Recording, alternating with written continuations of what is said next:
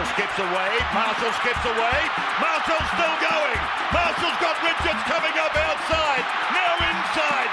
Arsenal have gone through an entire league campaign without losing. Bennett and the Dragons win the grand final. Whips that one away, and Kane Williamson and his team now World Test champions.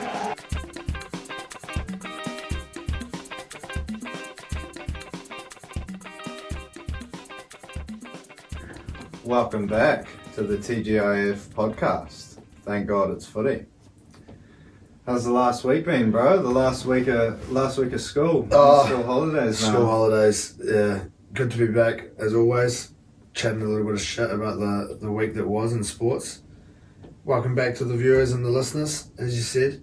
But yeah, it's been a busy week.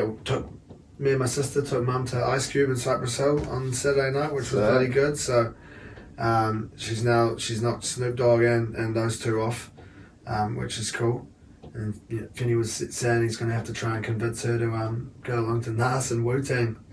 So who knows? Could be the old hat trick there of the rap concerts for Mum. But no, good week. Good to have the old short. Well, the extended long weekend with the Easter, the old Good Friday, Easter Happy Monday. Easter, everyone. And just falls in there right at the start of the old school holidays. So, you lose a day of school holiday. You lose a public holiday to the school holidays. Yeah. And then your school holidays start early due to a public holiday. So it's quite nice. So looking forward to a couple of weeks of sleeping in, and fingers crossed this weather gets a little bit nicer, so get a couple of swims in you. But yeah, looking forward to being able to watch a little bit more sport and sort of, pay attention to a bit more. I'll probably stay up and watch all the darts over the weekend, and like I said before, get up nice and early tomorrow and tune into what we've got going on. Hopefully see that bloody King of the Ocky bet come off. Fingers crossed. Yeah. Because with this rain at the moment, I'd be fucking keen on a little bit of raro. Yeah, it'd be nice. Those of us not fortunate enough to get the school holidays, as you are fortunate enough to, it's a bit jammy, to get. Yeah, a bit jammy, but take it. A couple of public holidays for us, civvies, I suppose. I don't know what you'd call it, non-teachers. But I mean, it's pretty normal that you get robbed by a public holiday or two during the year and school holidays. Yeah, you always tend to. What have we got? Bloody. When we do also have, we've got Anzac Day. Yeah. Popping in first day of term. Second day of term on the Tuesday. On Tuesday, yeah. So the Monday is a teacher only day, and then we don't actually start till Wednesday. So that's also the public holidays have helped us out this time around. A little bit of extra time away, which is nice. Recharge the old batteries and. Prep yourself up for the rest of the year, I guess. Yeah, consume a few eggs and hot cross buns, potentially. Yeah, What's your favourite Easter time? It's got to be eggs. Now... What's your favourite egg then? Favourite egg, scrambled. Favourite Easter egg, I'm probably leaning towards like... You probably can't go past the old Standy Cadbury like egg and 2-bar combo. Yeah. Those ones, the old egg 2-bar, you got your Morrows, your Morrow Golds, your Crunchies, Flakes, Turkey Delights, all sorts. So you probably can't go past the old, 2-bar. Not a cream egg or cream egg. I got a marshmallow egg or anything like that. I don't mind a Buzz Bar marshmallow egg. Now, got some Buzz Bars in the old Kiwi version of the favourites. Obviously favourites, bit of a staple Chrissy present, and managed to get a couple of those last year, and had the old Buzz Bars, and not necessarily something that I'd delved into too often in my childhood, the old Buzz Bar, but definitely the flavours that I'm into. Probably the Buzz Bar. Yeah, if we're going marshmallow, I'm going Buzz Bar marshmallow egg. But if we're going, what am I keen to wake up to on Sunday morning from the Easter Bunny? A 2-bar egg Cadbury combo. Yep. Leaning towards. Fair enough. Probably Morrow Gold, Flake, or Turkish Delight. Unsure if they have a Turkish Delight one, but if they did, I'd probably be pretty keen. And Standy egg, scrambled. can't go past a scrambled. So, Yeah, and bit of whereas chili flakes involved, bit Yeah, of salt and pepper. just the old, very unpopular opinion here, but you chuck in a whole heap of butter, you get your pan on high, you don't want to be cooking it on low like bloody all these chefs say. Chuck it on as high as you can, get your eggs in, and just whisk that fucker and keep it moving. You don't want it sticking. It's constantly moving. It's flying around, and then it just starts to cook. It starts to take its shape a little bit. Chuck it straight onto your toast with that buttery pan. A little bit more butter in there, some finely sliced ham, and it sort of just gets it going like that. Sort of that little bit of crisp on it. Sprinkle that over the top of your eggs on toast. And then you follow it up with your Easter chockies, I guess, on Sunday maybe. Sounds like a good weekend, yeah. But the buns, I'm not a hot cross bun dude unless it's fruit, minus the fruit and add the chockies. Your chocolate. Yeah, I'm not much of That's a a bit controversial. I'm not much of a dried fruit dude. I prefer my fruits fresh. I rate a good toasted hot cross bun with a bit of butter, but Yes, it's been There you go. it's been the smell in the staff room the last week or so, the old toasted hot cross bun, and I got to say there's probably not many better smells than toast. I think that's an awesome smell. yeah. But the toasted hot cross bun, it does smell quite good. And actually, I had a hot cross bun maybe 2 weeks ago, and it was quite nice. So, buns are eggs, definitely eggs. Yep. But I wouldn't go past not a hot cross bun, but like one of those cheese buns you get at the supermarket Yeah. with your scrambled eggs. Yep.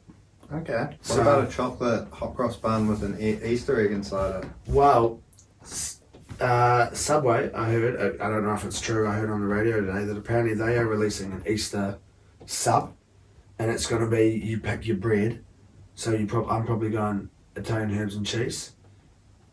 Probably controversial here as well with that, but they fill it with cream eggs apparently, and Ooh. I'm guessing that just melts. And they were saying on the radio, a little bit like Nutella.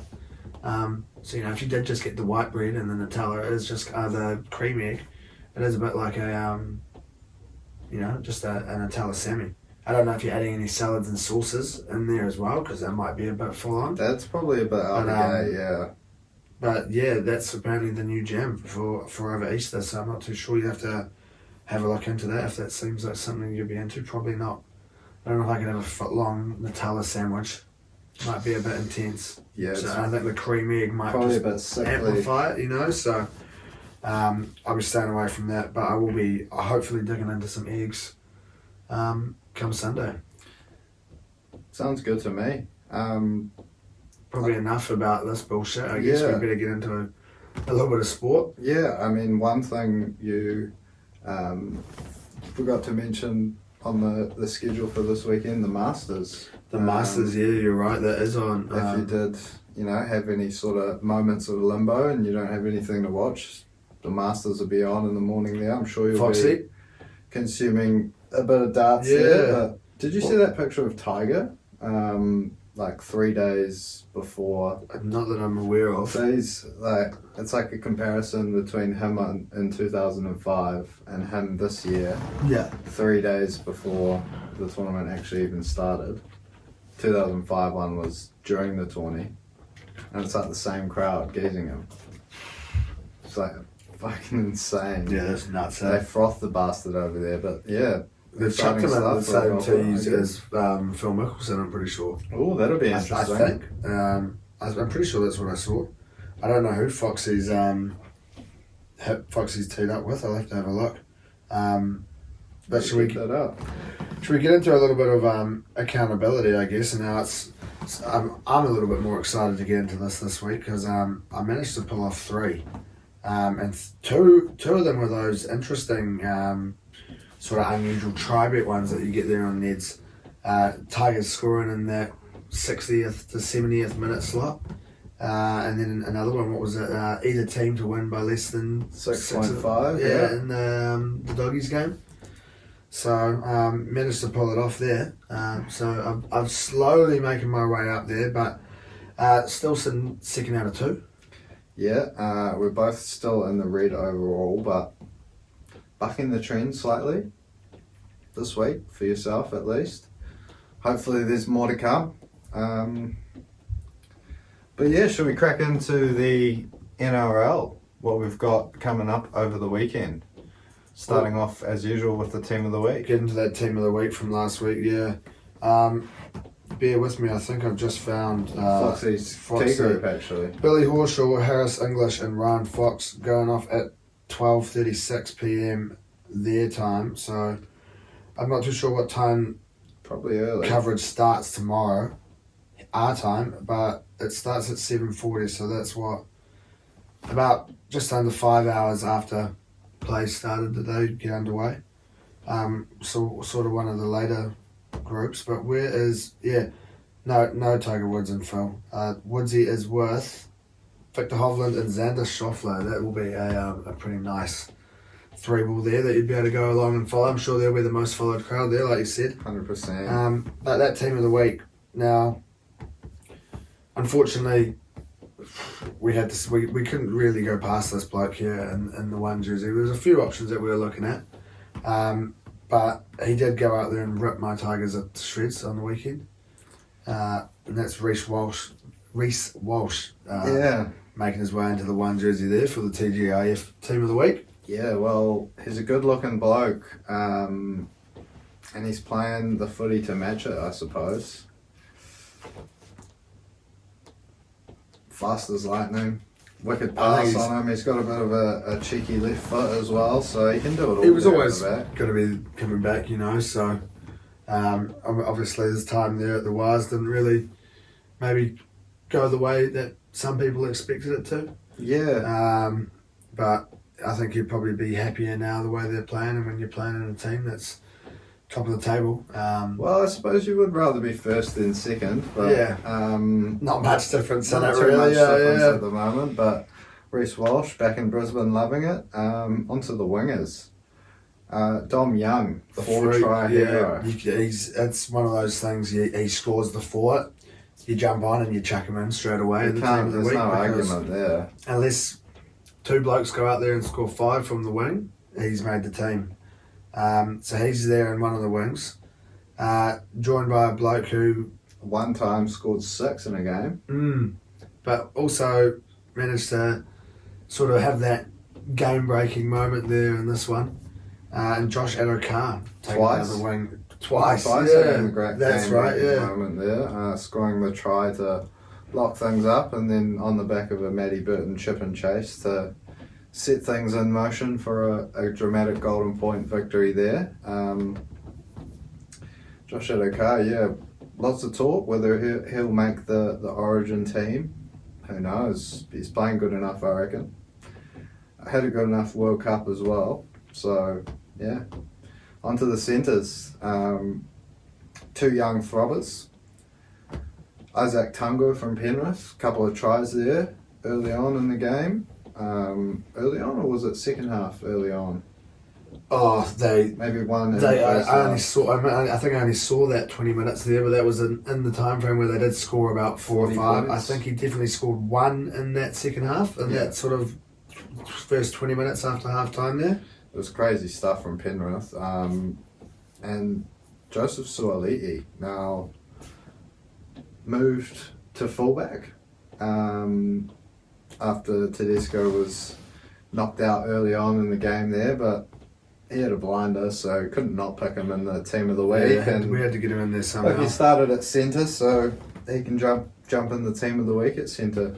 Off to rugby, obviously, as everyone's well aware of by now, but good to see him still wrapping up with all the talk that's been around him, I guess. Yeah, exactly. So that sort of rounds out those back five there, and as we look into the halves, it's a pretty tasty halves pairing.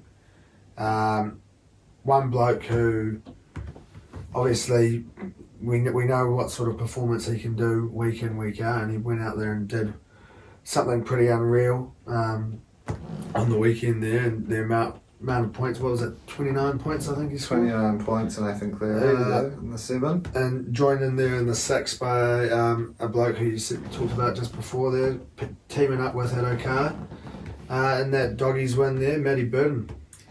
Yeah. Bit of a JT moment there, missing the goal from the sideline, hitting the post, and then slotting the field goal and Golden Point. Good on him. Bit of a superstar in the making, I reckon, young Matty Burton. He seems to be just slowly collecting these moments and front and centre of everything good that the doggies are doing at the moment. But into the forwards, starting off in the front row, 5 from 5. He's there every week. Payne Haas.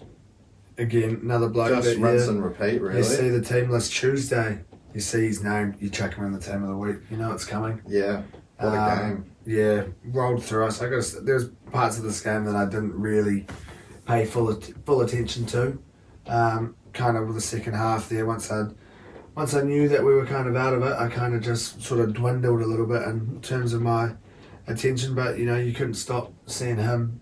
Every time you heard his name called by the commentators, and I'd jump back in there and see him away on another barging run. So, like you said, 5 from 5 in the TGIF team of the week. So I think we probably have to name him captain. I guess he's the most capped player. So we check the C on him. And double your earnings, I guess. So he's one of the props. And we've slotted him in there with Blake Laurie, one of the lads there from your team. Yeah, he had a good game, I thought. Similar to Payne Haas, every time he touched the ball, he was off on some damaging run, and maybe not the same sort of athletic build as Payne, but yeah, had a great game, scored himself a meaty, and the third of a, well, not long career, 100 odd games, but that strike rate seems to be he's the highest scoring Blake increasing in the NRL this year. Is he? Yeah, I think he's one of our top try scorers now as well.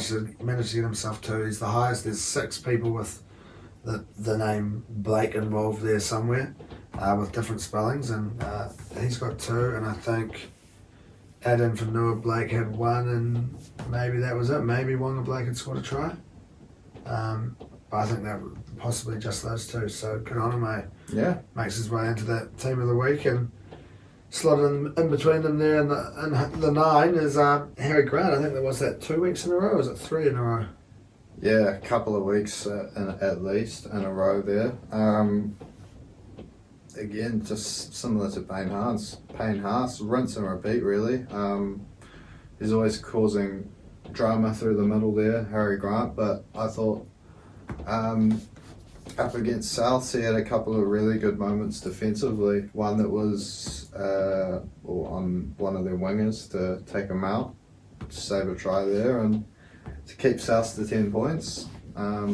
Pretty good effort. Harry Grant was front and centre of that, so good on him. Into the back row, Jordan Ricky.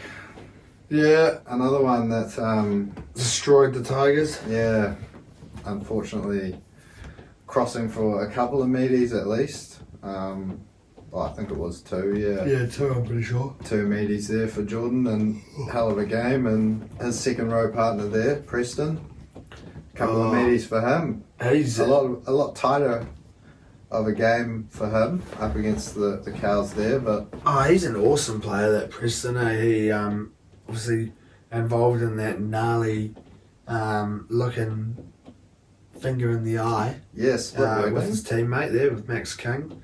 I think it was, I'm not too sure if it ended up being a fractured eye socket and a split webbing and dislocated finger or something like that. Had to get his finger popped back in, and a gnarly looking thing. I don't think I've ever seen that before on a footy field. Same player, eye gouging incident, but manages to get himself into that team of the week there. And we finished it off with Mr. Reliable, Jakey Trebojevic. Yeah, played 90 minutes for Manly and don't think he missed a tackle, so hard to leave him out. And another one who was running hard all day, so good on him, Jakey. Good bloke and deserves a spot in the team. On to tonight's game. Filming on a Thursday night. Won't release this until a Friday, but you won't get the unusual looking bet that I've sort of gone for here. I've just gone for a popular multi, which is a new thing that we've seen there on the Neds. It's something that I've never seen before, so I've tried to involve a few of them this week. So you're not going to get our odds for this game, unfortunately, but if you're a keen listener, a keen viewer, and you're tuning in there on the Friday, you'll be able to get away with the rest of these bets. Exactly. But we've got the Storm up against the Roosters. No power in a Thursday night game. Quite a bit of a shock, I've got to say, when I saw that that wasn't there. Obviously, we play them on the Monday most times there at Easter.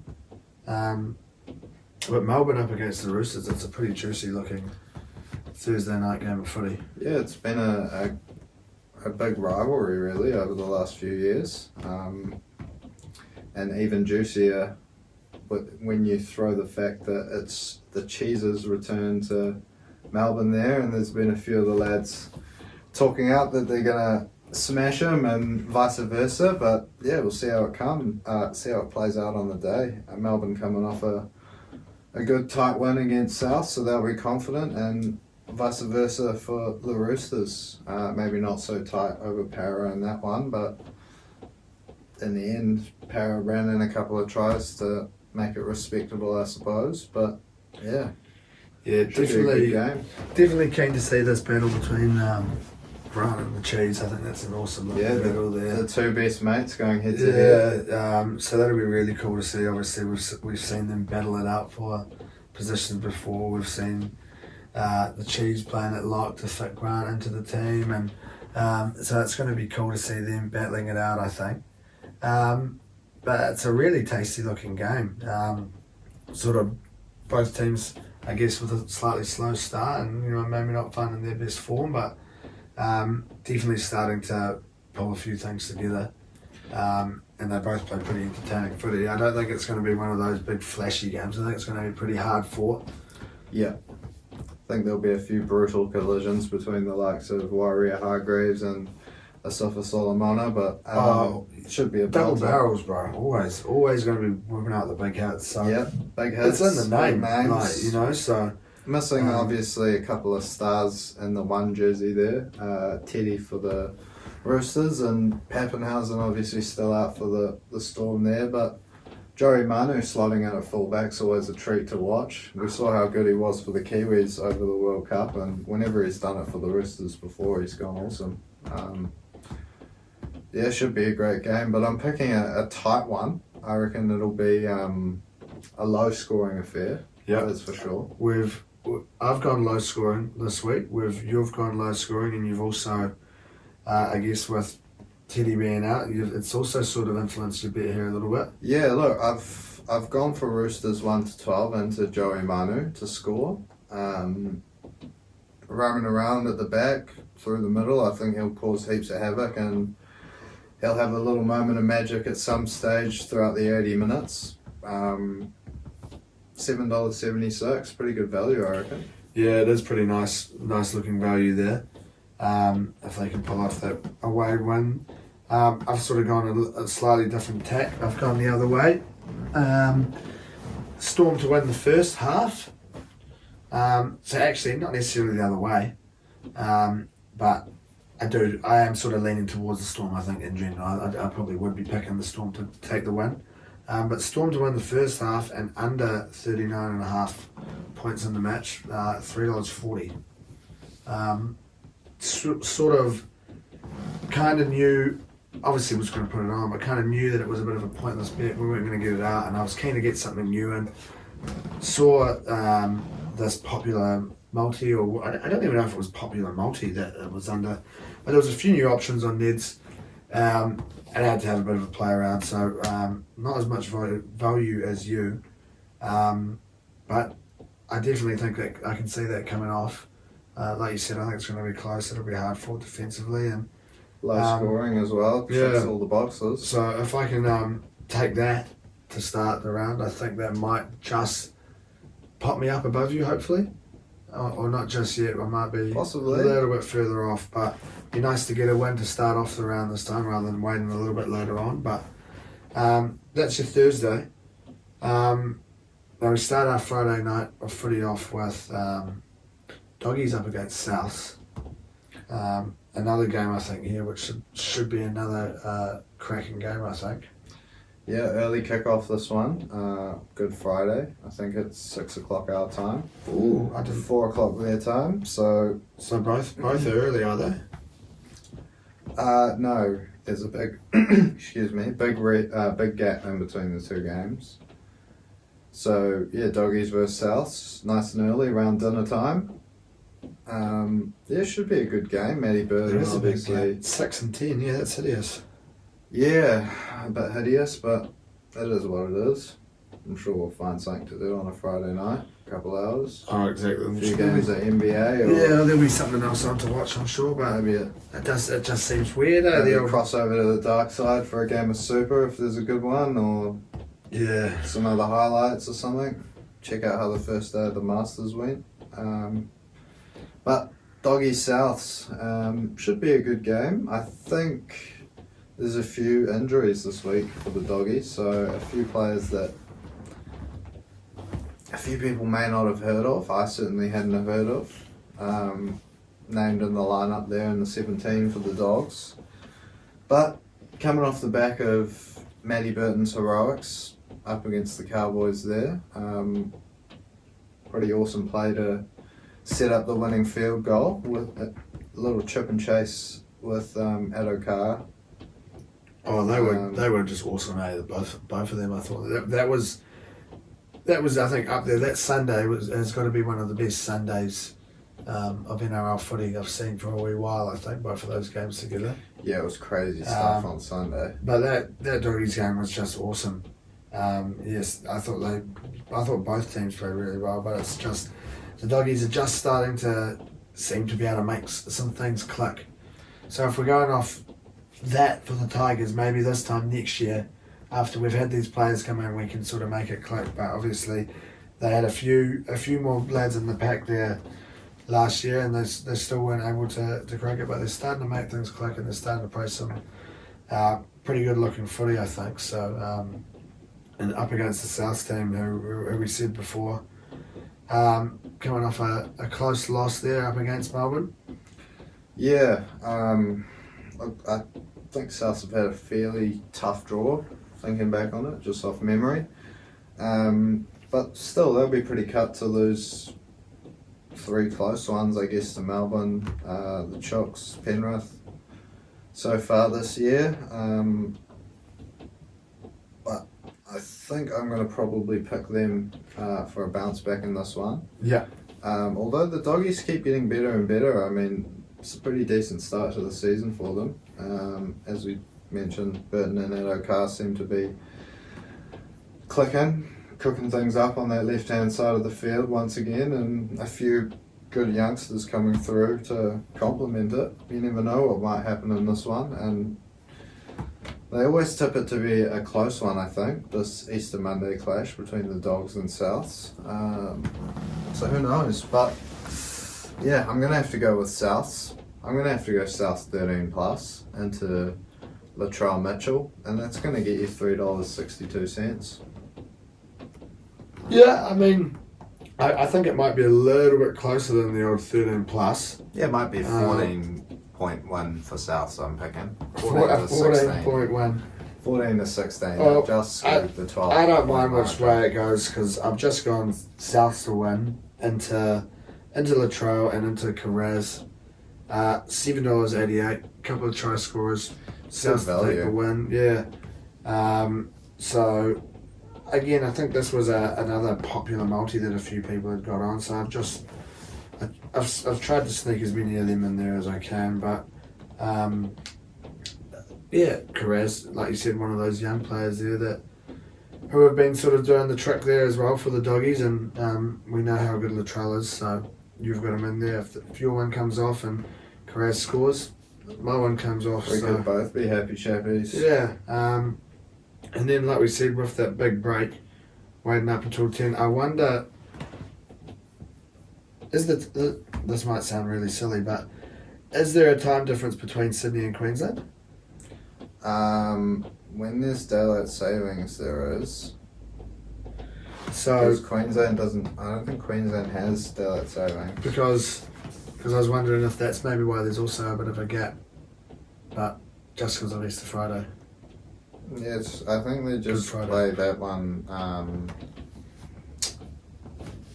Play that South Doggies game. It's also early probably always. too fucking hot to be playing too early up there in Queensland as well. I know, we'll have to get in the air of Andrew Abdo. I'm sure something will be said in commentary on Friday night. It'll tell us. What But the reason is. yeah, up in Queensland, the Cowboys up against the Dolphins. Two teams coming off losses there over the weekend. One a little bit more unfortunate than the other, I'd say. One coming off the well, both unfortunate, I think. Both unfortunate in different ways. One team got dicked and one team were unlucky not to get the win. Yeah, look, the Cows, on the other hand of that, for those Matty Burton heroics in Golden Point there, just losing by 1 point. Unlucky, I guess, on one hand, not to come away with the win in that one, because they were leading going into the last minute of the game. But if you remember, I think the Doggies had like 4 or 5 sets there in the last 5 minutes down in their 20 or 30 metre zone, so they did invite a bit of pressure, and Yeah. Matty Burton and the Fox sealed the deal for them. But yeah, the Dolphins on the other hand, coming off a bit of a shellacking at the hands of Shellacking. Dragons. Yeah. What's the a definition? walloping? Is there a definition of shellacking? Do we think? I've never Look it heard. up. I've never heard the term shellacking. What do you reckon Shellacking. the spelling would be? SCH? Shellacking. Surely it's a word. Oh, shut up. Sorry. Shellacking. Have you got it written down in there as well? Have you? Nah. It is actually a word, yeah. And I Yeah. spelled it completely wrong. A decisive defeat, a drubbing. Yeah. I've never heard it.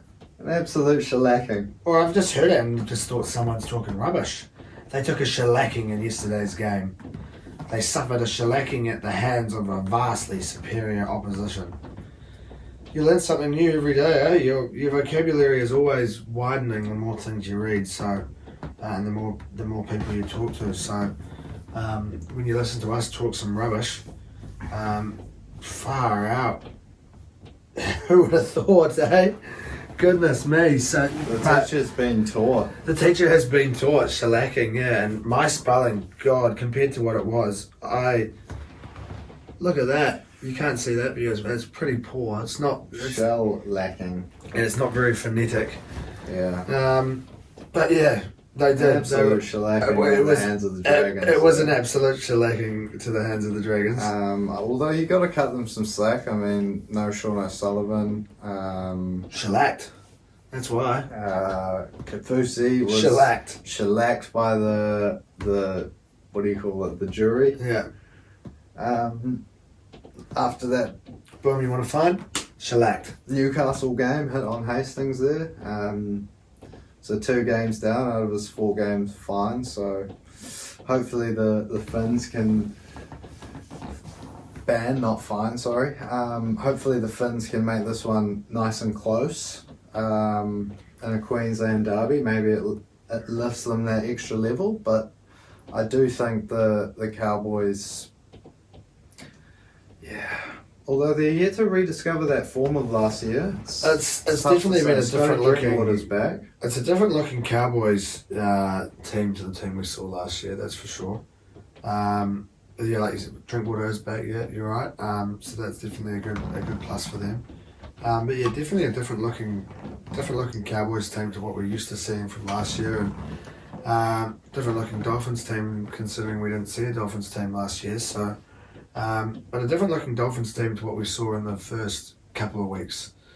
Like you said, a couple of players missing, coming off the back of this big loss, but getting themselves involved in a Queensland derby. So I think they can probably rediscover a little bit of that opening form, but I'm thinking Cowboys at home, I'm sort of leaning towards them in this one, but I do think it's going to be a little bit closer. I've gone for them 1-12. Cowboys 1-12. Nice and easy. Now, it does mean that the Dolphins are going to have to put in a little bit more of a shift than what they did last week. But I do think I definitely can see it being on the cards. So 1-12, $2.05. Nothing too flash. Maybe it's just a good old-fashioned poo slinging affair, and maybe both teams. I've heard that term, a poo slinging affair. Too well, and the Cowboys get up just with that home advantage and maybe the experience of one or two players. But I reckon the Cows will bounce back. Sorry, did you say that? $2.05? $2.05, yeah. Top 1-12. Cowboys 13 plus for me into the main man for the Dolphins. He scored a try, I believe, every week, including 2 in the week 2 there. And that's the Hammer.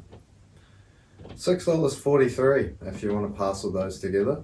So, yeah, a little bit more value by choosing an opposition try scorer there, but do with it what you will. As we move on to Saturday. But a Super Saturday. Standard Saturday, just the 2 games. Oh, there's 2. Fucking hell, Standy Saturday, you're right. What are the kickoffs? Is it 5 and... Oh, It's 7:30 and 9:30. Daylight savings day really fucks with you. 7:30 and 9:30. Yeah. So the early game we've got Penrith against Manly, which should be a good one, I reckon. Penrith back to their usual best. Canberra on the receiving end of another shellacking. Yeah, they definitely were out shellacking fellas. A demolishing. On Friday night at the last hands week. of the It was Panthers. Friday, Saturday. That one was Friday. That was Friday night. It was Friday, yeah. I only caught about that's first 20 to half an hour of that second half. But they just ripped right through them, and it was left, right, and centre, absolute shellacks from Penrith. So I can see it. I can see Penrith, like you said, coming back to their best, which is I think it's good to see for anyone to watch. It's good to see Penrith when they're playing their best footy. Scary for the rest of the comp. Yeah, it is. It's scary. Nathan Cleary, like we said before, 29 points, pretty unreal feat, and it was also what was the final score? 53-12, 53-14. 53-12, 53-6, whatever 53-8. Whatever it was the first time that score had ever been hit in a game of NRL footy as well, which was quite cool to see. So, love a little stat like that. And then Manly, coming off that unfortunate draw there up against the Knights. Yeah, they'll be disappointed with that, I reckon. After shooting out to an early lead, but the first draw since May 2020, just after we resumed after COVID there, when Matty Burton missed a few shots there for Penrith. Who was that against? Against Newcastle, so they were involved in the last 2 draws. I think that was when everyone was nice, back at all the the bubbles. Penrith boys were in Origin camp, and it was Burton and Luai on the halves and a few missed field goals for Penrith and Newcastle as well. I do remember that actually, yeah. Manly and Newcastle obviously trading misses there in this one last week, which, very interesting game. Not Happens often you every get a night. 32 all draw. Nah, well, we It's an nearly entertaining had 2. Exactly, With that we did Warriors nearly game, have so- 2. It is entertaining, lots of points scored. I know Jay was a little bit disappointed to only come away off the draw there. And Yeah, look, Manly have been good this year. They probably would have expected to beat a weakened Newcastle side, but yeah, I definitely think they'll be disappointed that they didn't get the one. But yeah, they are. They sort of have that 1 year on, 1 year off, Manly, and they had the year off last year, and there must be time for the year on. And if they can keep those big names fit, they should be with a very good shot of finals footy, if not top 4. it's all about Tommy Turbo, I think. If he stays fit, they make that easy.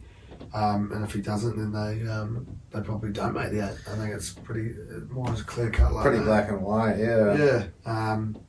But I think this one should be an awesome game if both teams do bring their best footy. 100%, yeah. If Tommy Turbo can come leading front and centre in ambush with his brothers, maybe. I don't know if Ben's back in the lineup this week, or maybe he's out just for this week with an injury, or I don't know what's happened, but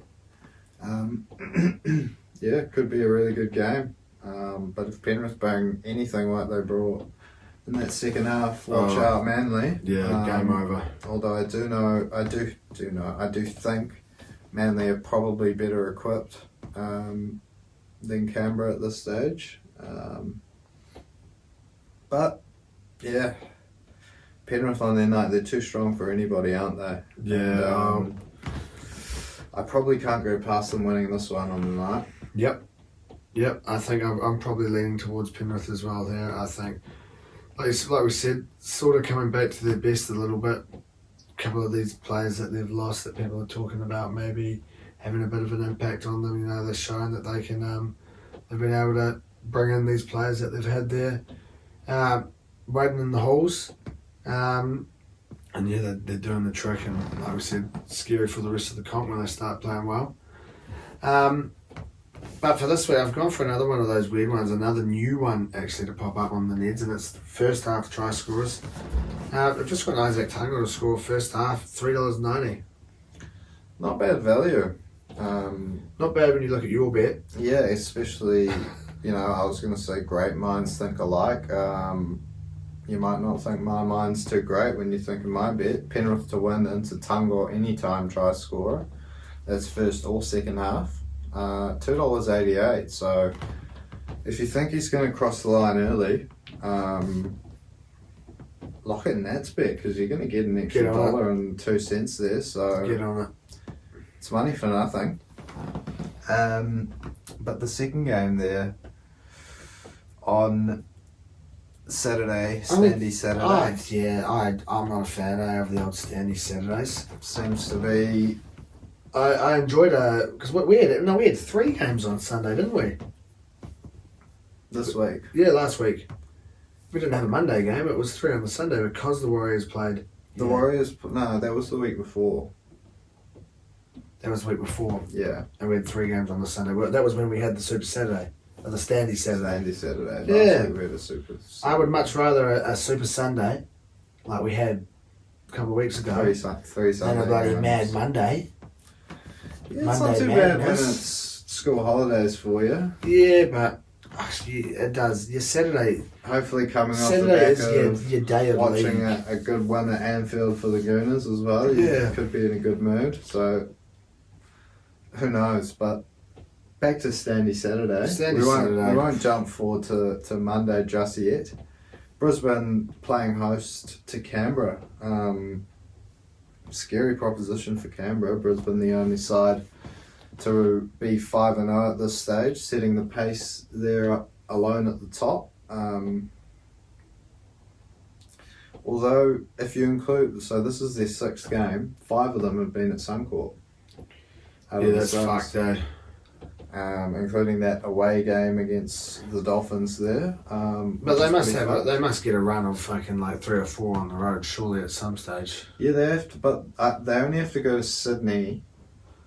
Yes, that's not like that bad, 2 more times, I'm pretty sure, the rest of the season. I think they have to go to Melbourne and possibly New Zealand as well, but that's fucked up. They've got a lot of home games, and then there's Magic Round, and then 4 Queensland teams. Is this going to work, or is this going to take me to somewhere else? I think, yeah. That's fucked. I was going to have Pretty fucked. That's gnarly, yeah. Although, take nothing away from them, they're a bloody good footy side this year. They've dicked the Dragons and the Tigers, so we can't be saying too much about them being shit. Yeah, well, I don't think it's going to matter where they play regardless anyway, I think. The way that they're playing at the moment, they're playing some pretty bloody awesome footy, so...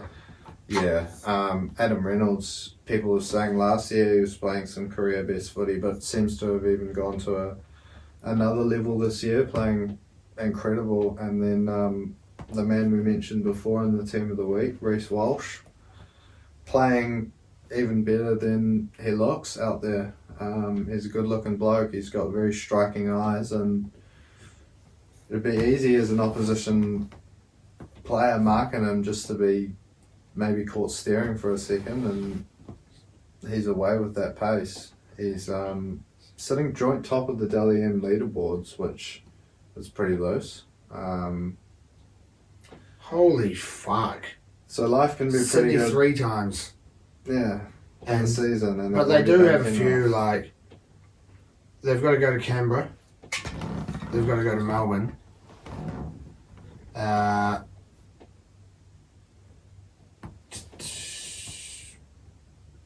and Napier, and Darwin's Northern Territories. Yeah. So they go to pretty much they go to everywhere else more than they go to Sydney. New Zealand, what is that fucking, where's Canberra? Canberra's ACT. ACT, no, that's right. But yeah, it's going to be a tough proposition for this Canberra side. They'll be low in confidence after that shellacking from the hands of the Panthers there on Friday night. Hopefully they can go up there and shuttle the Brisbane fans up a bit. Turn down the hype a little bit maybe around this Brisbane team, but I don't really see that happening. I'm going to have to doubt that one's going to come to fruition. Yeah, I think it's definitely going to be a little bit tough for them. I think in this one here, Up in Brisbane, the crowd will be raucous.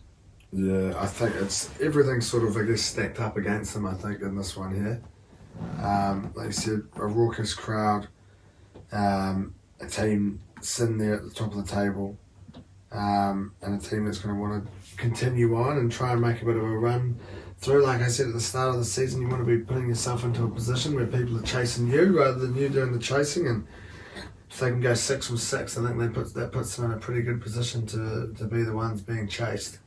100%, yeah. Have you found any value for this one? It looks like you have. Yeah, I've gone again for a popular multi.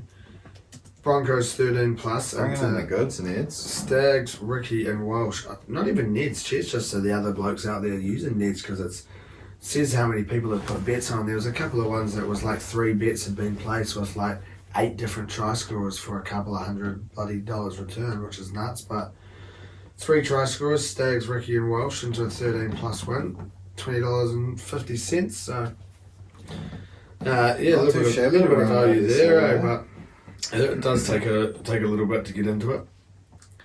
I've gone a little bit simpler myself. Broncos 13 plus there into Reece Walsh and Selwyn Cobbo to cross the stripe, and that's going to get you a slightly more humble but still, I reckon, decent value for what's on offer. $5.02. Yep. Maybe get a price boost involved if you're not as confident. But of Stags and Ricky crossing the line, but yeah, no, I like both of those. So I think either of them could definitely be coming off there on Saturday. Both could still come off as well. So we could both be walking away happy. But we get into a little bit of Sunday footy, and we take a look at your boys coming up against the Titans. They're going up to Gold Coast and coming off a big one. yeah, it was a good win for us. Bit of a shellacking for the Dragons there. Another shellacking, that's for sure. Over the Dolphins, but up against a Gold Coast this side this week off the back of a bye, so they'll be nice and fresh and rested. But they've been a little bit up and down this year, so have we. 2 pretty big losses and 2 reasonably sized wins, including one over this Gold Coast team, albeit at home. So Yep. this one up in the Gold Coast will be a little bit tougher. A little change of scenery there for the rematch there. Yeah. Who knows? I mean, the Finns weren't at their best, but we were pretty bloody good last week. So if we can bring that, I'd like to be pretty confident of a victory, but I'm not very confident that the boys are going to be bringing that week to week. Certainly not at the moment, but yeah, need a bit more of that to be that consistency to come through, which would be yeah, good for the exactly. Dragons. And if they can play like that, the way that they did last week against most teams, then I can see them definitely making a good challenge there for the 8, getting themselves into a decent enough position for now at least, making sure they're not languishing down the bottom like many had picked. Hanging around that 9th or 10th mark at the moment, so yeah, it was good to see like Blake Laurie, as we mentioned, team of the week there, leading from the front. Ben Hunt had a good game without being fantastic, and the return of young Junior Ramon after a bit of a rocky preseason there in the headlines. And Sloan had a good game at the back, so good to see as a Saints fan. Been a bit of a bit of shit talk around the Dragons, not as much as around the Tigers this past week or so, but you know, a lot around our coach and the board looking for a new one and all of that sort of shit talk there. So it'd be nice to string a few wins together for the coach's sake, and yeah, I guess shut everyone up around the Dragons would be the aim. Quietly cruise around the 8 mark all year, I'd be happy enough with that. But we'll have to see some consistency, as we just said. So yeah, hoping for more of the same as last week up in this one up against the Gold Coast. Yeah, I think, yeah, like you said, the consistency is key. If the Dragons can try and get a little bit of that form rolling through into this game, then I think we do see them coming away with a win. But I do think it's going to be a little bit close. We've seen the freshened teams coming off the byes recently performing well. So, and we saw this happen in 3 games last week, or 2 games. Did we get to Golden Point? 2 games last week. So just the 2. And I've gone for it a few times, and it's going to come at some stage. We've so seen like 6 or 7 this year, though. Going to Golden Point, $17. I think that's the same odds for every game. You may as well just do it, because there's bound to be one around at this rate. Yeah, so good value. $17. Yeah, Golden Point Should be a tight game. Yeah, make it enjoyable to watch. Yeah, I've probably gone with more with my heart than my head in this one. I'm hoping it's not going to be a close Golden Point game, otherwise I'll be ruled out. Dragons 13 plus, $4.50. So Still some good value there, though. I thought it was good value. If we can play like we did last week and the Gold Coast are a little bit off, yeah, why not?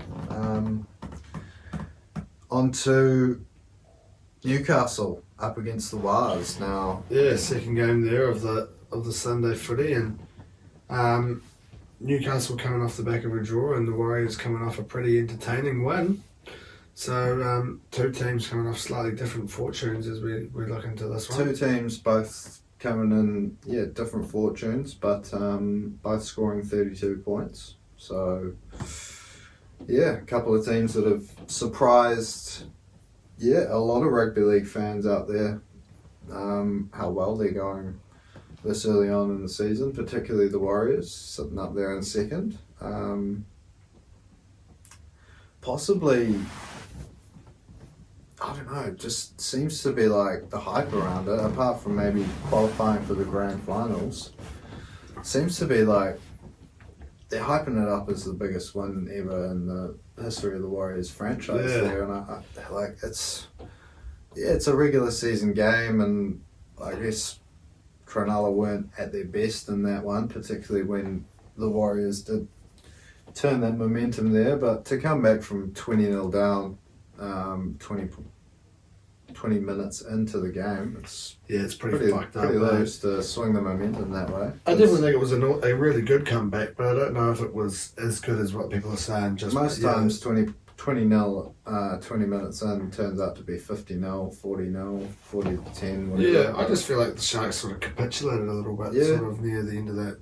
That's to be fair, they gifted a couple of tries easily, and so Ronaldo Mulitalo was not helping a lot with his early crowing and a lot of shit talking going on. So seemed to be a little bit of karma coming his way with getting all up in the Warriors' faces after a try that he scored early on. Came back to bite him in the bum a little bit, I guess.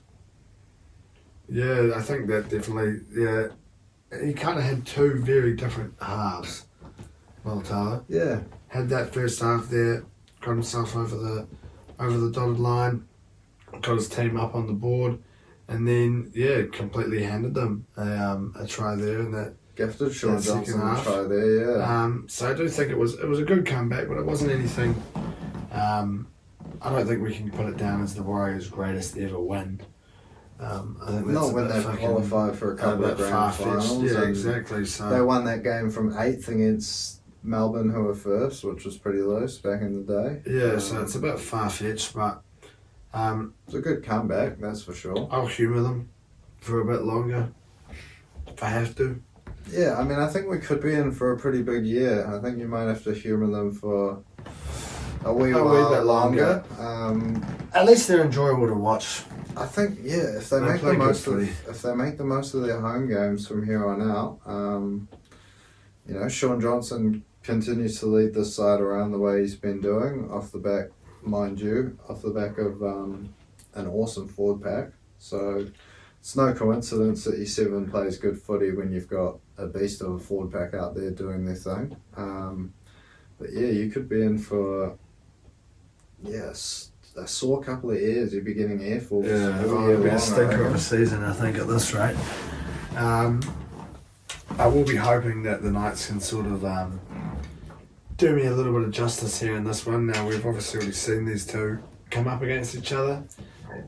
Round one, was it? Round one or round two. Round two, I maybe. can't remember. Pardon me. But yeah, we've already seen them come up against each other earlier on, and it was a close one in that one. So, my head does tell me that the Warriors probably do come away with the win in this one. I think they're going to be a little bit too strong, but I wasn't going to be betting for the Warriors. And again, chucked in one of these new first half scorers, and the bloke who scored 4 last weekend, Dominic Young, to score a first half try, $2.80. Yeah, not bad value there. At home in Newcastle, it's probably not the toughest place in the NRL to go, but certainly not.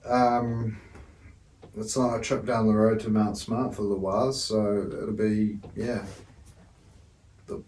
Newcastle will be up for it. That's what I'm trying to say, I guess. But I do think the Waz will get up in a close one here. They might steal another victory. 1-12 into Ed Cossey there on the wing, and that's going to rake you in $5.36. So not bad value, but not outstanding. As we move on to Easter Monday, the game that you'll be anxiously looking to. Now, it's definitely not a game that I can say I'm overly excited for. This one here, like we said, a bit of a mad Monday, a bit of Monday madness. Coming up against the Parramatta team, who are also languishing down that bottom end of the table. Obviously only coming away with 1 win so far. But when you look at the teams that they've played compared to what we've played, they've had a pretty hard run, and I thought it's at the start of the season that we could have been 3-0 with the start of ours. So it's not a game I'm overly excited for, especially after last week. Now, I had to bloody get myself through the concert and then tune in a bit delayed. I start the game up while we're walking back to the car. My data lags out and zooms me back up to real time. 26-0 down at half time, and hence why I sort of dwindled my my observation of the game in the second half. So really I saw fuck all of it. But what I did see in the second half didn't do me too well. It's got to come at some stage. It has to come at some stage. Whether or not it's this week, soon to be seen. We were talking about that it was this time last year that we got the win. Now I'm just trying to... literally identical to last year. You went 0-5 and then you beat Parramatta on Easter Monday. So does 2023 play out the same as 2022? Who knows? So that's what I was trying to find, just to get some confirmation out. Now, yeah, look, the Tigs unfortunately on the other end of a shellacking from the Broncos there. 0-5 versus 5-0 was always going to be tough there up in Brisbane. 21-20 we did too. Fuck. But yeah, I mean, surely history can repeat itself. Oh fuck, I'd love it if it did, eh? But I mean, yeah, Para 1-4. I mean, look, you can say they've had a tough draw, but I don't think Para will be making any excuses. I think they'll back, like, their one win came against Penrith, the premiers, so it's not really any excuses. They've got Sean Lane back this weekend as well. Hopgood drops to the bench. Hopgood drops to the bench, which is, you know, pretty gnarly when you can be dropping someone like the form he's in. My hope is that I just had a mind blank then. Buddy Papali'i can go out there, have the game of his life up against his old team. Yeah, look, it's got to happen at some stage. You've got to have a win at some stage, a good game, and I'm sure the lads are sick of all this shit that they've been copping. Oh, it's horrendous. I was just reading before, the club's now released the bloody statement about the Anzac or commemorative jersey or whatever we're calling it. They recalled the first jersey and released a new one. It's out the gate, eh? Yeah, Dior on that one. But plenty of jersey drama. I'm sure the lads are keen to shut the journos up and make them right about, history's repeated itself. The West have gone and beaten Parramatta on Easter Monday. But, hopefully, I mean, look, you got the bye the following week, so hopefully the lads have got that mindset to leave it all out there this Hopefully week. we get the win the following week, because fuck, at this rate, it wouldn't surprise me if they just say, look, you lads are that shit, we're not even going to give you 2, we'll just give you 1 point. Like, the bye might put in a good fucking performance next week. Yeah, look, the bye's due a win as well. So the bye is also on 5. So, again, it's nice to see that you've got a bit more faith in my lads than you do at the moment. Well, I just got to take the value that's on offer. I mean, I can't back an NRL team with superstars littered throughout it. Get out of here, Surrey. To be shit week to week. There's got to be a good performance out of Bateman, Appy, Papali'i, you know, some of your outside backs there, they're great players. Brooksy's got a good game in there somewhere. Dewey started this year pretty shocking, but played well last year before he got injured. And yeah, West 1-12, $5.20. Yeah. I mean, like you said, you can't bet on a team you can't pack a team who's got all those players to lose every week. But I can also imagine that Eels can't have been paying too well in there in the odds to be coming away with the win. $1.16 or something. Yeah, so there's not much value there. Now I've just gone for a try scorer. He's coming in at $3.70 and he's made his way back into the number 1 jersey for us for this Monday, and that's Charlie Staines. So cross the line anytime in the game, $3.70. We don't have to win. It could be 44-4. Gets a try in the 78th minute, and we're away with a winning bet. But I'll be crossing my fingers and my toes and everything else in my body that crosses that we can pull off some sort of miracle. And if that's the case, we can go in there the week after the next with 4 points and hopefully come away with another win and try and turn some things around. But that'll wrap us up for the weekend. That'll wrap our Monday up, a little bit of Mad Monday, and it leaves Cronulla, the odd one out this week, team number 17. Coming off some fresh hot news in the last couple of hours or so of Nico Hines re-signing on till 2029, so looking like he could possibly see out his career there for the Sharkies. It's exactly like I said with the Isaiah Yosh signing. I'm sure both parties are pretty stoked with that. We can see how good Nico is for Cronulla. Obviously, that Dally M medal that he won last year, and yeah, he's probably relishing the fact that he's the main man now at the club, turning into a superstar. Well, that's already happened last year. Yeah, we know he's a superstar. We already know that, but yeah, Cronulla, the bye. I mean, you were thinking 20 minutes into that game on Sunday. Here we go. Exactly what the Dragons experienced the week before in that second half there. But no, it wasn't to be. They let the unslippable game slip through their fingers, I suppose. I guess it's like going 2-0 up early on in the first half in a game of football and losing 3-2 or something.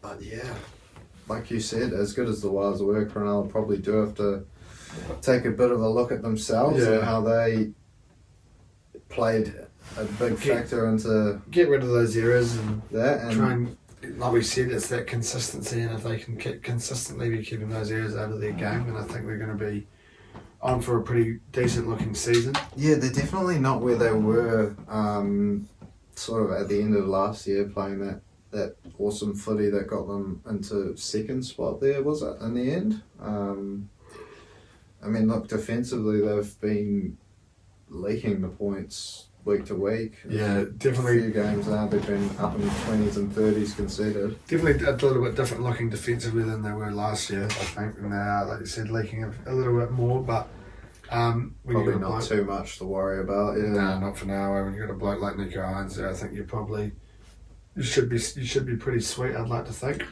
Yeah, probably cruise their way on through this season, barring any major injuries there.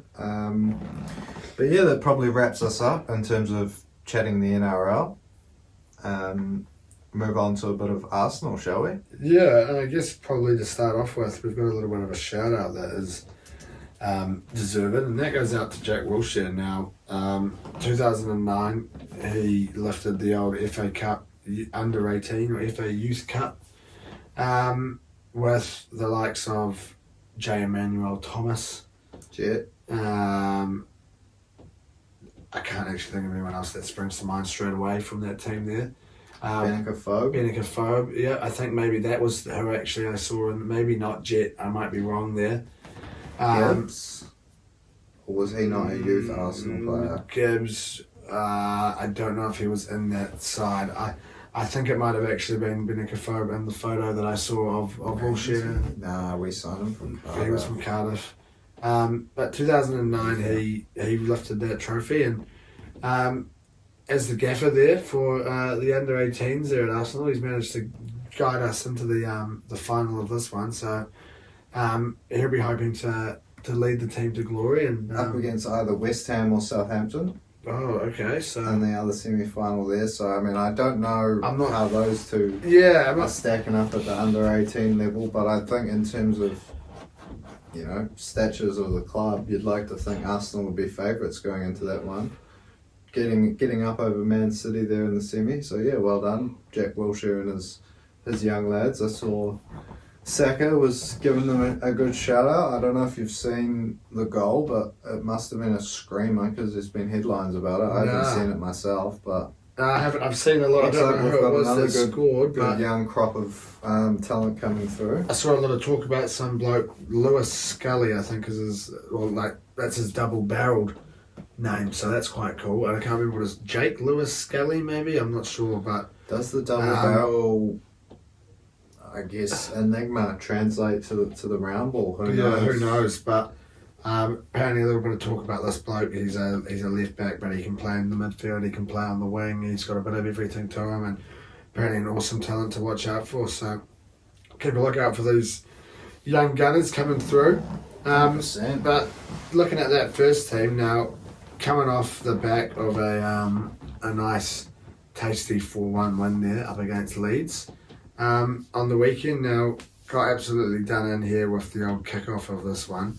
Fallen bang on our daylight saving change over here. Now, stayed up to watch the game and got to about 4 minutes past 1. and went to check the lineups and said that the game didn't kick off for another hour and 56 minutes, and we thought, what the fuck's going on here? Boom, daylight savings completely slipped the mind, and there we were waiting basically till 3, and then having to Till 4, wasn't it? No, till 3 because it was supposed to be 2. Oh, right. And then having to not only keep yourself up to what we thought was going to be 4, but keep yourself up till 5, technically. So absolutely done in with the kickoff, but good to get in some eventful football after a bit of a slow start. I was a bit of one eye, I was starting to doze a little bit because we were a little bit scrappy. I felt at the start of the game we sort of took a while to sort of kick into first gear. Yeah, it was a slow, half an hour before whenever that Jesus penalty won that was penalty. won, With a good bit of skill there in the box. You can see he just like terrifies defenders because I don't think like many people like throwing those challenges very often. His footwork is just insane, and managed to win the penalty there and tucks it away. But after that half an hour, we did really well. We started to play a bit more open, free-flowing football, particularly second half there. Ben White scoring early on there, a couple minutes into the second half, and we really seemed to kick on there, which is good to see. The lads can go out there and still continue to play as the pressure mounts on them week to week. Nice to see that little start from the, after the half-time break there. We did come out and sort of got a couple of quick goals, which was nice to see, and a little bit disappointing to end up conceding a goal there around, I don't know, the 70th minute mark or so, but Xhaka managed to score, I think, for his 3rd game in a row. Yeah, he's a lovely little header, that one there that he scored. Yeah, just at the there's always a good time to hit a patch of form, but your experienced player, it's been a knock on him for a few years now that he's a good leader, but maybe doesn't deliver in those big games. But this year he's just completely shut that up, and it'd be nice for him to score 4 or 5 more in these 8 or 9 games we have left. But also good to see Jesus out there getting himself a brace, looking nice and fresh, scoring a few goals as we come into the crunch time, the run home. But another cool stat I came across this week, Saka, he's now 3 goal contributions away from both Gareth Bale and Giggs' best ever Premier League seasons. Yeah, it's pretty fucked up. Now, it shows you how good Saka is, because Giggs and Bale, you probably say those are 2 of the best ever left footers in the Premier League. Mohamed Salah might be entering the chat. That's something to say. I think you can chuck him involved in there as well, in that trio. Yeah, a point to prove, sorry. But Saka, he's 3 goals away from Bale's and Giggs' best ever seasons.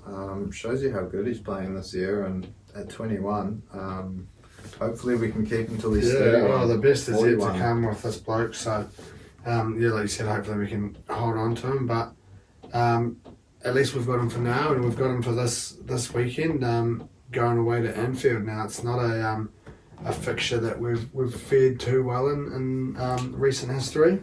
No, it's always a tough one away at Anfield, although I think recent history, there hasn't been a time where we're better prepared in terms of the way we've been playing, and Liverpool will be a little bit low on confidence, coming off the back of a bit of a drubbing from Man City, and then a stalemate this morning with Chelsea. This morning or yesterday morning? Which was it? This morning, maybe? Liverpool, Chelsea. I can't remember. Yesterday, this morning was the Newcastle game and the United game. Yesterday morning, the stalemate between Liverpool and Chelsea, which,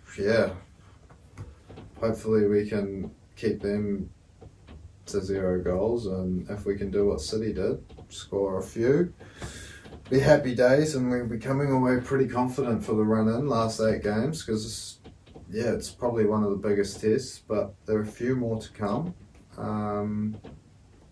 Who knows, could be a big step towards either lifting the title or letting it slip through our fingers this trip. See how the lads fare. Yeah, we've got a couple more tough games Time to go, to step up, unfortunately, but yeah, it is going to be a tough one, but I don't see any reason why we can't go on and walk away with the 3 points, and hopefully we see City drop some points along the way. But it's exciting times to be an Arsenal fan, that's for sure, and I'm looking forward to this weekend and being able to watch the game and not worry about having to catch up on my sleep. Yeah, I just realised, I was like, oh fuck, it's on Monday at 3 AM. Like, damn, gonna have to like sort it out, watch it like during work or after work or whatever, and then it's no drama. It's Easter Monday. Remember? Thank you very much. Might even have to be we might even have to commit to a live. Yep. We haven't done a live middle of the night game like that for a wee while. We We'll do a little Easter Monday recomer if there's no golf available. Yeah, exactly. We used to do that all the time back in the day. It would be, before we had full-time jobs. Before we started to age, we're old blokes now. Now you're in your mid to late 20s. The knees start to creak. You start to get a bit of wrinkles. Yeah, I've got a bit of a you have been clicking your neck. I think I've yawned about 40 times while we've been recording. It's been a rough term. And it's not even Friday, so it feels like a Friday, I guess. Maybe that's what it is, but we might have to lock it in. But we'll see. If we do, we'll let you know how we go and whether or not I manage to stay awake throughout, and whether or not maybe you click your neck at golf on Saturday and you need a couple of good nights sleep. So probably it for the Gooners. Yeah, we've had a little bit of cricket to get into over the last couple of days. A little bit unfortunate. There's no more. I'm sure it'll be there somewhere, but there's no more Today FM cricket commentary with the news of Today FM shutting down. So I don't know where you're going to get your AM cricket commentary from now. Surely someone steps up to the plate. There was that whole thing. They lost it there for a while, the radio, and then when Today FM came in, they got it back, so I'm not too sure how that'll go. But hopefully that can come back. Always good to be on the golf course, listen to a bit of cricket commentary. 100%. And what we've had 3 games since we last recorded. Third ODI, first of all, good result for the Black Caps. Another pretty dominating victory there after the first ODI. We bowled them out for 157, which was I didn't get that. Get the fuck out of here. Better effort from the Sri Lankans, I suppose, but bowling them out for 157 in the 42nd over, it's a hell of an effort for well and truly the bowlers. Managed to chase that down pretty easily. Although we fell to 21 for 3, so could have been nervous moments there for the lads, but Will Young steered us home there with a good 86 not out, so good on him. We're going to be needing plenty of runs from him with the news today that Kane Williamson will not be he's got the old hickey knee, He's torn his ACL, so he'll be out for a while for the Black Caps, injuring it over there in the IPL, which is unfortunate, but a bit of a got to make that bank. No one begrudges him of it. But yeah, IPL, T20s. The Black Caps had a couple of T20s. The first one was pretty hectic. Did you see that one? Went down to a super over. Super over, and we had a shocker in the super over, did we not? Yeah, got bowled out for 8 in the super over, which is not good. After managing to reach the super over with the 6 off the last ball, which is pretty good to get there in those circumstances, but the super over batters unfortunately not setting much of a target. No, not at all. I think Sri Lanka only needed 2 balls to chase it down, which not good for the Black Caps there, but they managed to bounce back in emphatic style yesterday. Bowling Sri Lanka out for 140. Yeah, I saw 19 that. overs down. Saw that we'd sort of got them out early days, but Adam Milne getting 5 for 26. Yeah, I did see that. I never saw the final score until just then. Now I'm reading this actually, but I did see I was getting myself an up and go before darts last night at the dairy in Northcote, and the bloke was watching the sports news, and I did see Adam Milne get his. They talked about him getting his FIFA, so shout out to him. The surname look-alike, I guess, sound alike. Yeah. You could say. Drop the old S off of his name, but Opposite of a silent S, maybe. Just maybe he's Adam Milne's, just an invisible S. Yeah. Well, it's the opposite of a silent S. You're right. It's the invisible S. It's a special E, I guess. But good on him for getting a 5 for and sets up a really good decider in this final game. Yeah, decider for, I think, Saturday afternoon, which hopefully nobody rain. After golf will be good to come back and tuck into. It's down in Queenstown, so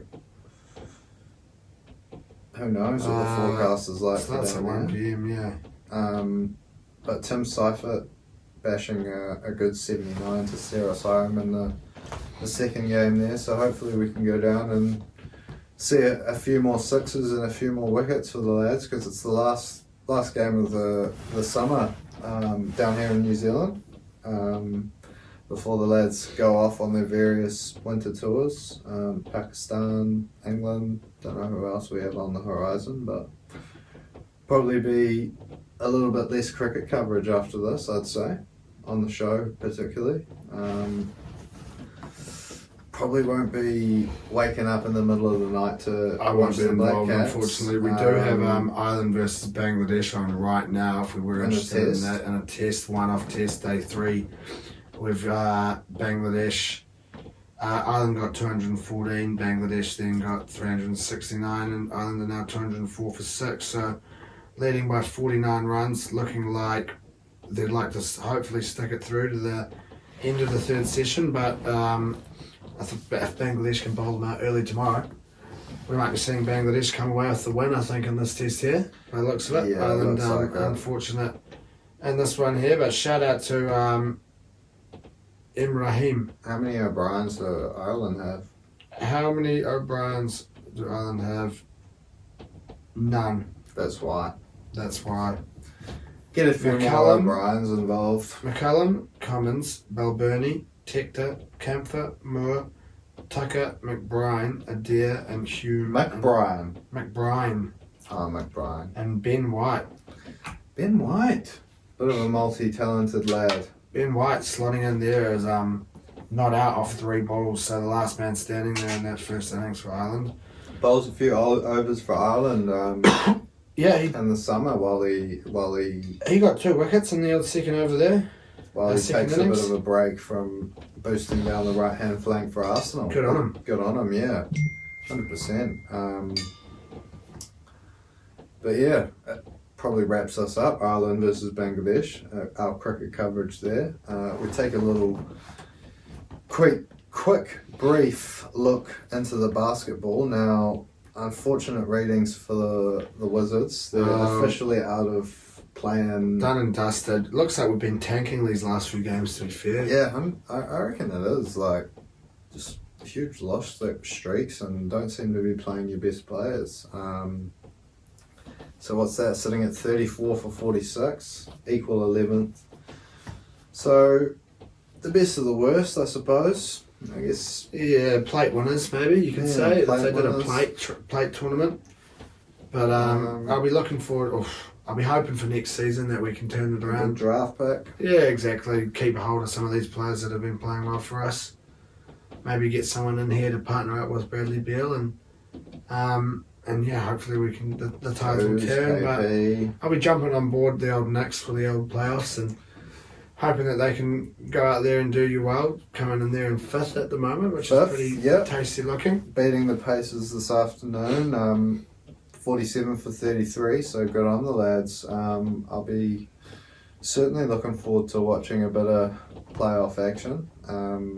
But yeah, that's probably us for the NBA. If you want to take us through the world of darts. Yeah, finish this off with the world of darts. And last week was the world of darts was, the Premier League went to Johnny Clayton after what had been a pretty slow start to his Premier League campaign. Hadn't had too many wins along the way, and took out Gizzy and MVG and Smith, I think, through the 3 games, which is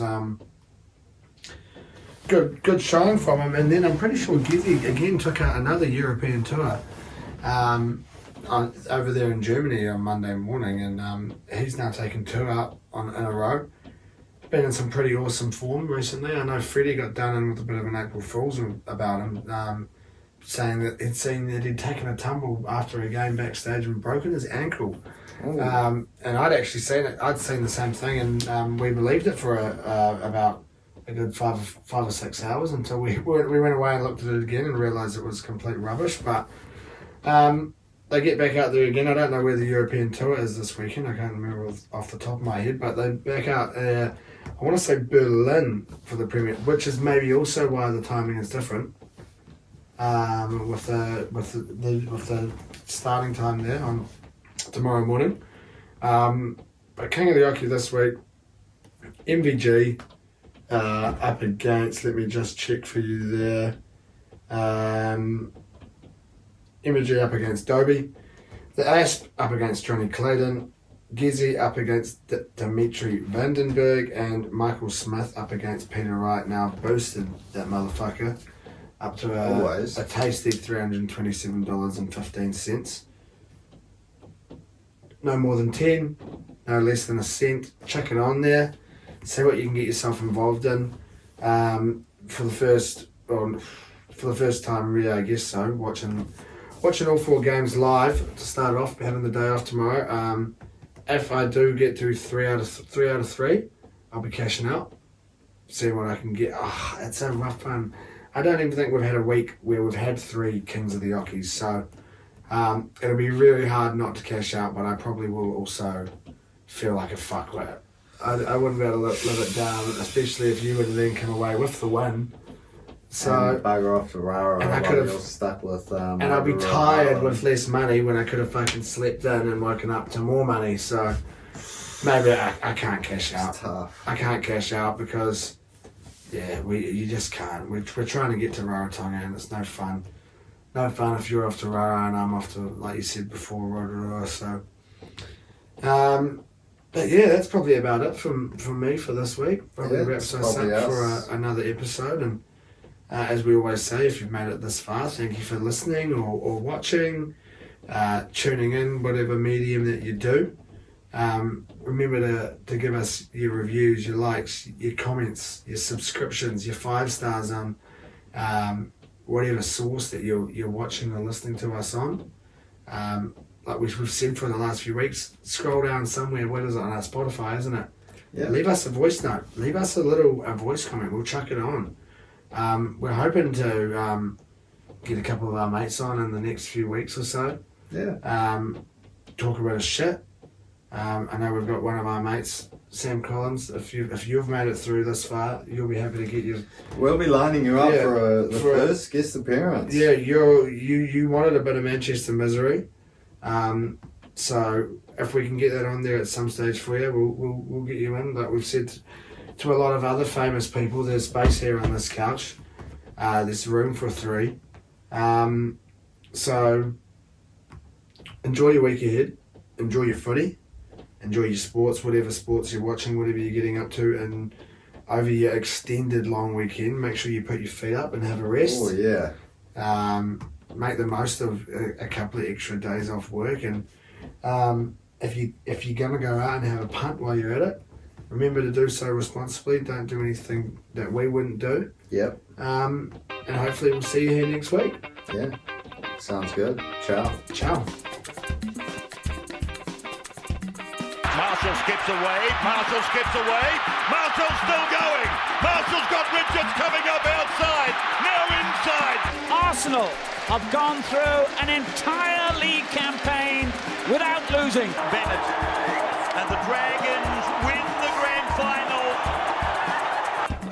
Whips that one away, and Kane Williamson and his team now World Test champions.